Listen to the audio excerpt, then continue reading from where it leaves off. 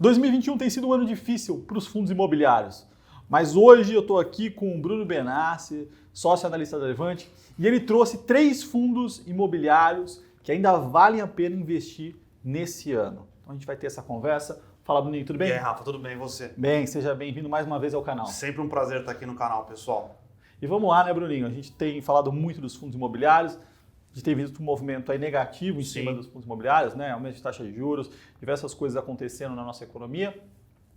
Mas o ponto hoje não é discutir aqui, né, o que se estão baratos ou não, o movimento em geral, mas sim trazer 3 fundos que o investidor pode olhar, começar a investir ainda esse ano, que estão baratos. Exato. A gente comentou aqui algumas vezes em alguns vídeos dos canais sobre Selic, fundos imobiliários. Então a gente resolveu fazer uma seleção aqui de fundos que tem boa parcela dos seus recebíveis atrelados ao CDI, né? Então são fundos mais resilientes a esse cenário de aumento de Selic, são fundos de recebíveis, né? Se a gente pegar, decompor o IFIX em recebíveis, lajes, logística e outros recebíveis, são os fundos que têm tido uma performance melhor, principalmente por causa dessa questão. Muitos têm uma carteira indexada à inflação e conseguiram distribuir um dividendo muito grande nos últimos meses.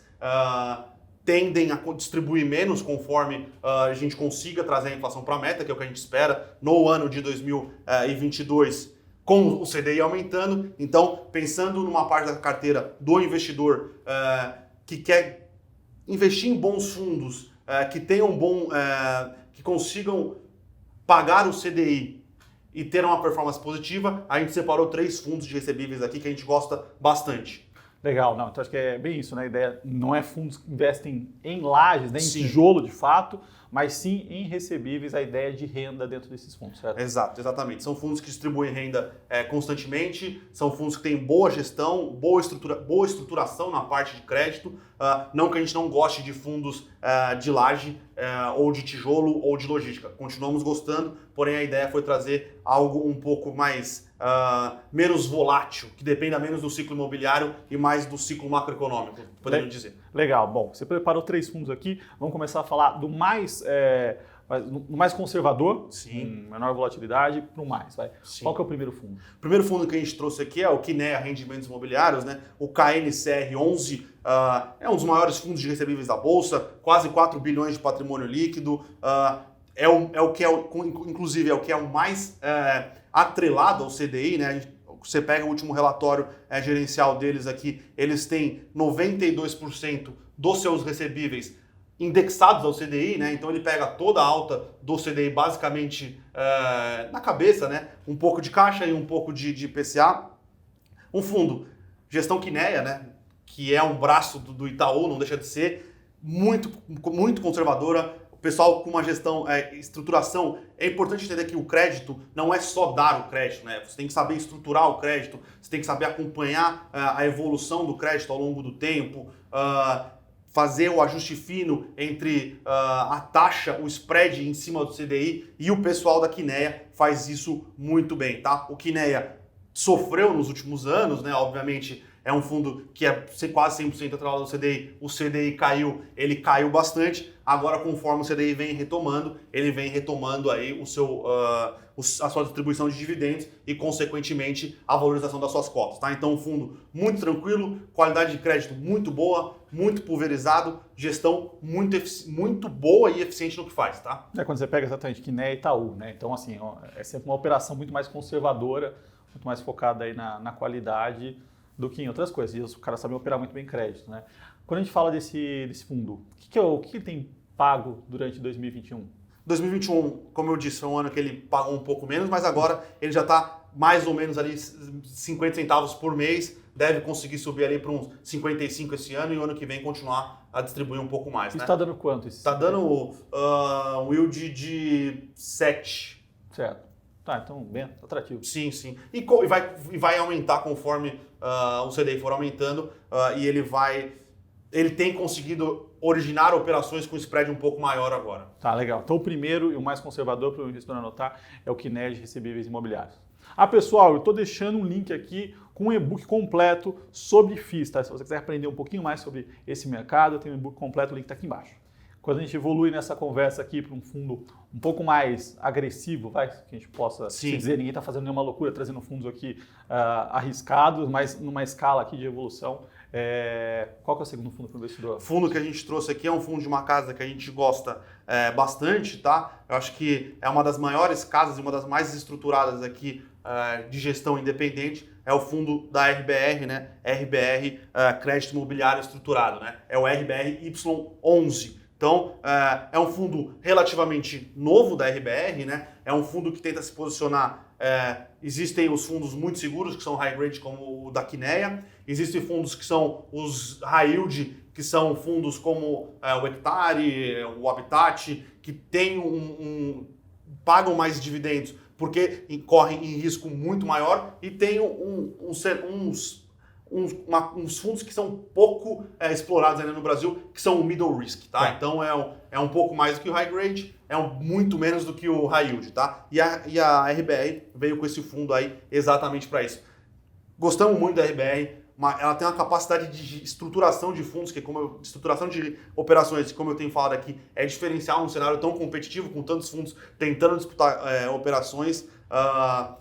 50% do PL alocado em CDI, mais 15% do PL alocado em operações pré acima de 9. Então, é um fundo que a gente gosta bastante. A RBR é uma gestora muito qualificada. Boa parte das garantias por trás desses recebíveis estão na cidade de São Paulo. E o importante nesses fundos que são um pouco mais apimentados é a qualidade da equipe de gestão na estruturação da operação.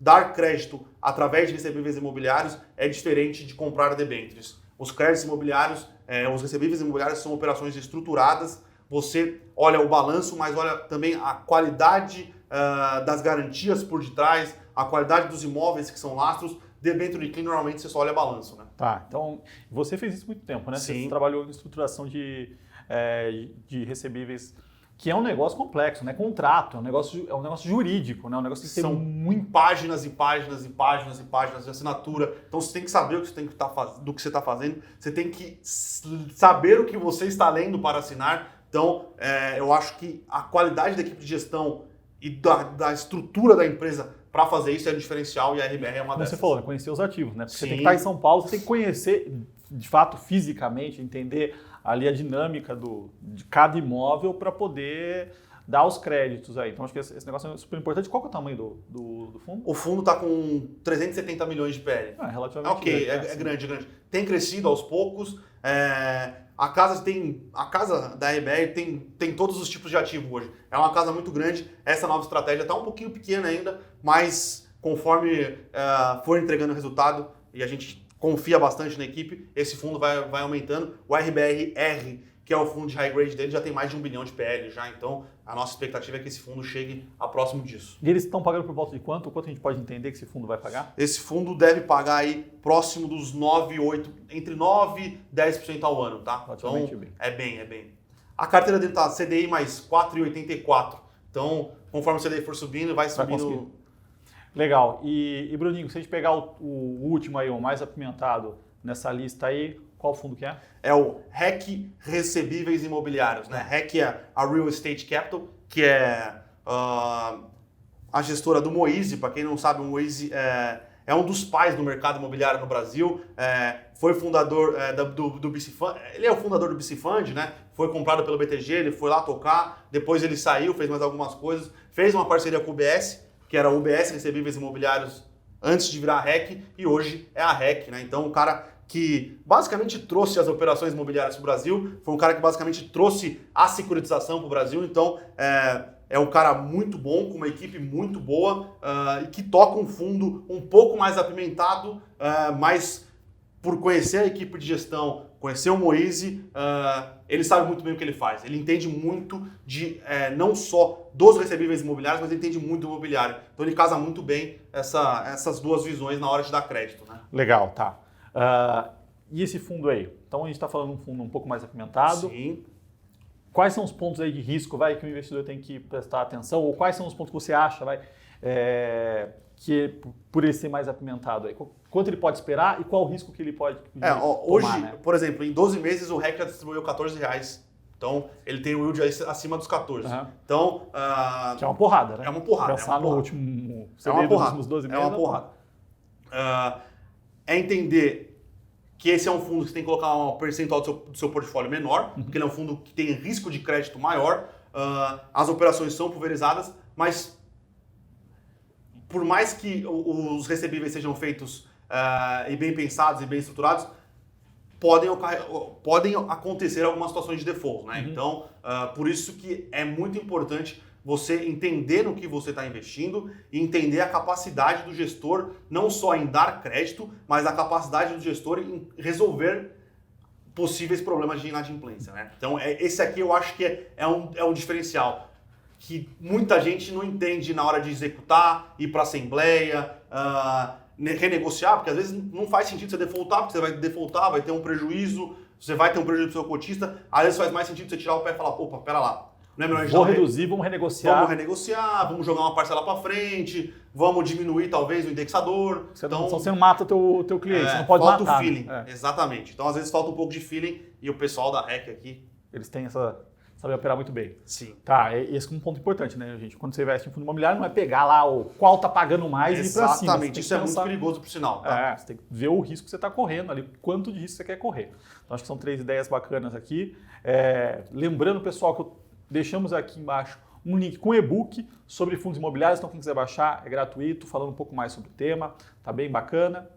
E Bruninho, então acho que a gente tem aí 3 fundos interessantes, a ideia é equilibrar, né? É sempre ter muito mais o conservador do que o extremamente arrojado, para não correr nenhum tipo de risco a mais. E qual que é o risco, por exemplo, de um fundo imobiliário de recebíveis? Pensando no mais agressivo, qual que é o cenário que teria que ter dentro do real estate para piorar? É uma quebradeira? É o setor inteiro começar a desandar? É isso, né? É isso. Eu acho que o REC ele é um pouco pulverizado entre as estratégias, né? Então ele tem um pouco de residencial, um pouco de loteamento, um pouco de multipropriedade e um pouco de malls, mas, por exemplo, se o IGPM continuar subindo muito, pode ter alguns problemas para os mutuários, então o cara que paga as parcelas pensando no financiamento imobiliário, ele pode, não faz mais sentido, eu estava pagando R$1.000 de parcela, eu estou pagando amortização, mas meu saldo devedor está aumentando. Então tem que manter bastante cuidado com os mutuários. Eu acho que esse é o principal risco, tá? Então,